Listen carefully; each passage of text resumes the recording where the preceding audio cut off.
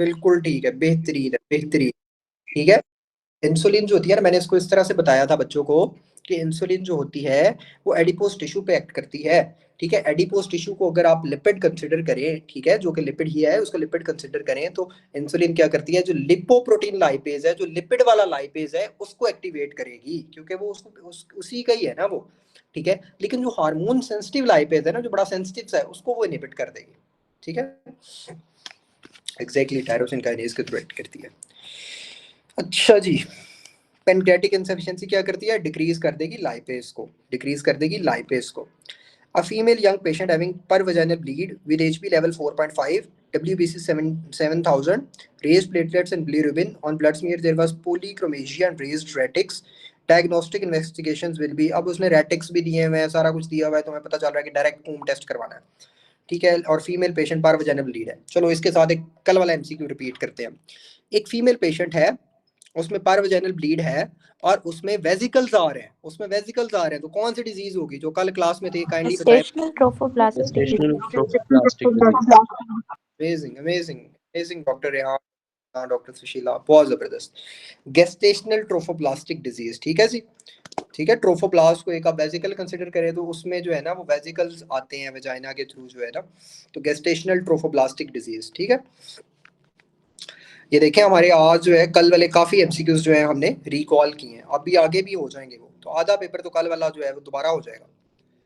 Lady had a difficult labour at home in village. She was brought to hospital with history of PV bleed and oozing from gums for the 10 hours. Her CBC shows 6 gram per deciliter, platelets 30,000, TLC 24,000 with neutrophilia.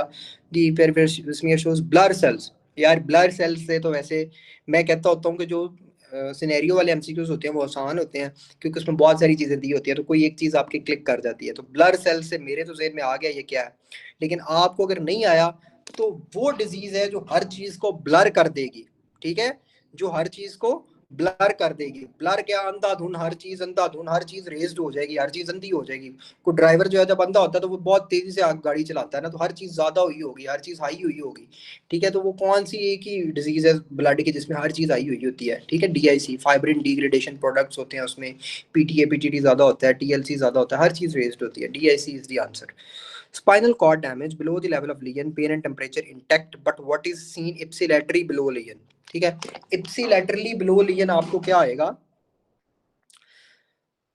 इसका concept तो बहुत लंबा है, लेकिन बस इस तरह याद रखो कि ipsilaterally below lesion, ipsilaterally below lesion जो है वो नीचे हमारी जो सप्लाई है वो कौन सी हो रही होती है, मोटर सप्लाई हो रही होती है जो मसल्स वगैरह को, तो कौन से होते हैं वो नीचे अपर मोटर न्यूरॉन्स होते हैं। बिलो लियन जो है ना, इप्सिलेटर बिलो लियन अपर मोटर। अब बिलो से लोग कहते हैं कि जी बिलो है तो लोअर मोटर होगा, नहीं नहीं नहीं नहीं, बिलो पे जो लियन होगा वो अपर मोटर होगा। हाँ जी, ब्राउन सिक्वार्ड सिंड्रोम ठीक है, बिलो पे जो लियन होगा वो अपर मोटर न्यूरॉन होगा।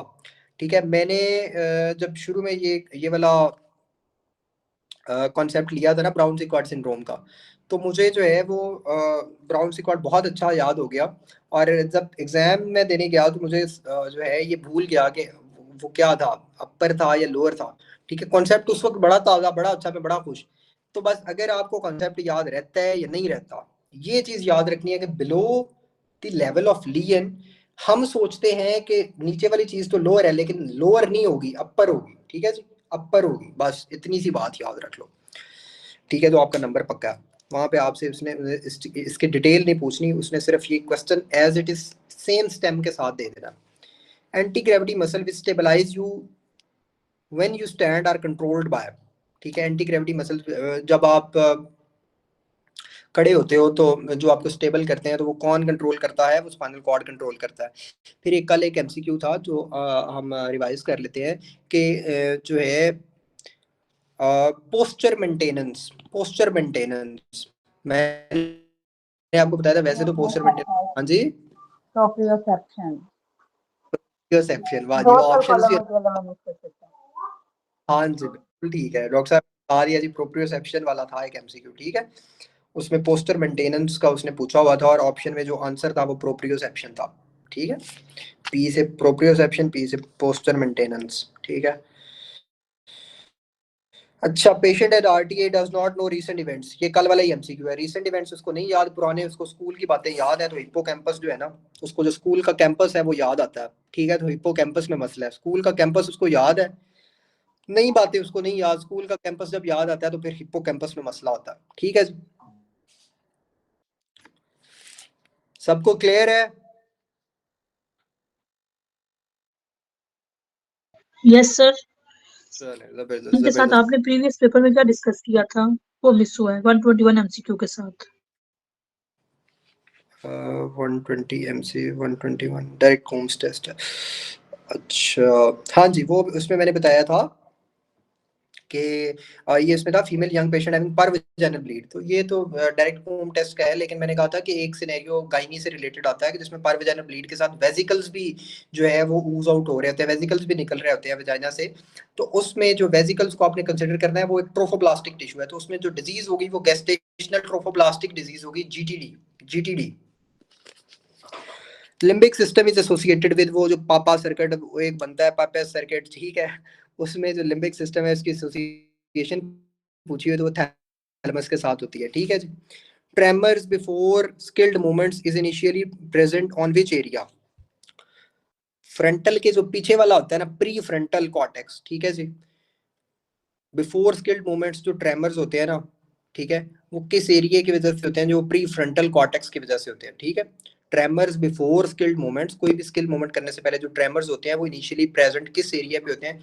वो इनिशियल वाली चीज है ना, तो वो प्री वाली में प्रेजेंट हो गए, और कौन सा? फ्रंटल, प्री फ्रंटल और कॉर्टेक्स, प्री फ्रंटल कॉर्टेक्स में प्रेजेंट होंगे। ठीक है, patient is having multiple flare of MS, multiple flare of MS, antibodies against. ठीक है, जो एमएस है उसमें मल्टीपल फ्लेयर आ रहे हैं, तो उसमें एंटीबॉडीज किसके अगेंस्ट बनती है? MS for myelin, MS for myelin.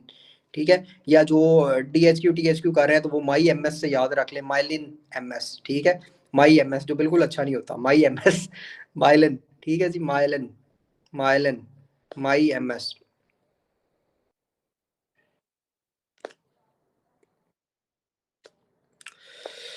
ठीक हो गया जी। Which medicine dose is not routinely reduced in renal disease? ठीक है, routinely reduce in renal disease कौन सी डिजीज है, कौन सी मेडिसिन है जो आप रीनल डिजीज हो भी तो आप उसमें रिड्यूस नहीं करते? वो बेसिकली लिंजोलिड है, फैक्ट है। Linezolid, linezolid is like real life saver, कि आपने उसको रिड्यूस नहीं करना रीनल डिजीज के अंदर भी। ठीक है जी, linezolid is like real life saver. Drug treatment of choice in patient with chronic liver disease who present upper GI haemorrhage would be. Chronic liver disease में मैंने मुझे बताया भाई, ये तो chronic liver disease, decompensation liver disease में